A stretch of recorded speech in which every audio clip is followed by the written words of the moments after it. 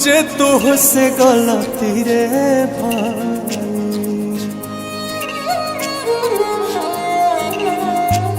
एक तो समैया गइल दूजे तुझसे गलती रे भाई। अरे सजनी रे तीसरे चुनरिया तोहर माइल रे। अरे सजनी रे तीसरे चुनरिया तोहर माइल रे।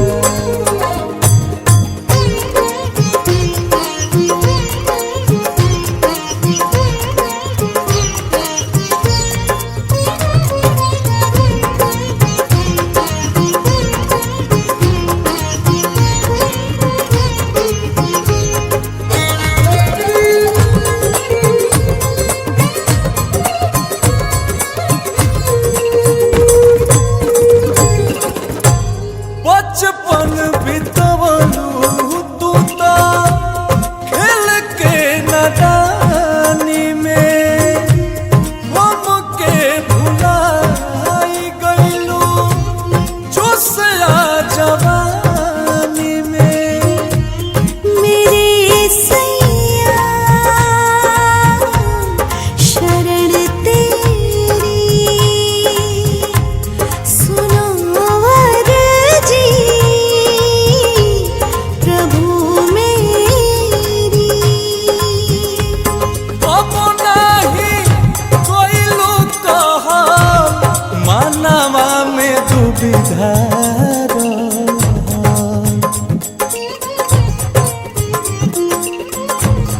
कब नहीं कोई लोग कहा मानवा में दुविधा। अरे सजनी रे काम नहीं आई गुणवा भाइल रे। अरे सजनी रे तीसरे चुनरिया तोहर माइल रे।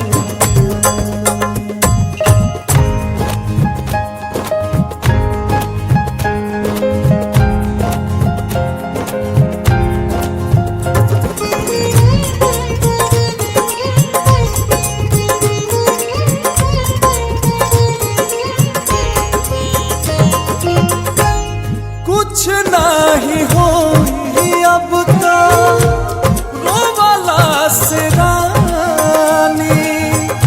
बाप के गठरिया तोहार कहता कहानी। मेरे राजा रहम करना शरण अपनी मुझे रखना।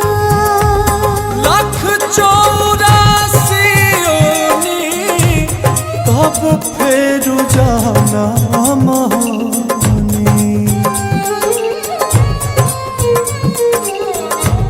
लाख 84 ओनी कब फेर जाना मोहनी।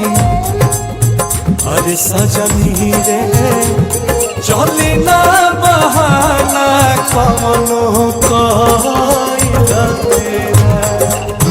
अरे सजनी रे तीसरे चुनरिया तोहर माइल रे।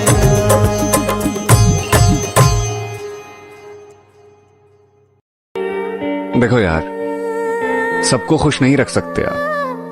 कुछ लोग तो हमेशा आपसे नाराज ही रहेंगे।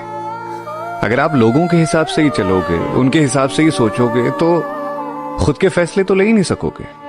इसलिए सुनो सबकी पर करो खुद की।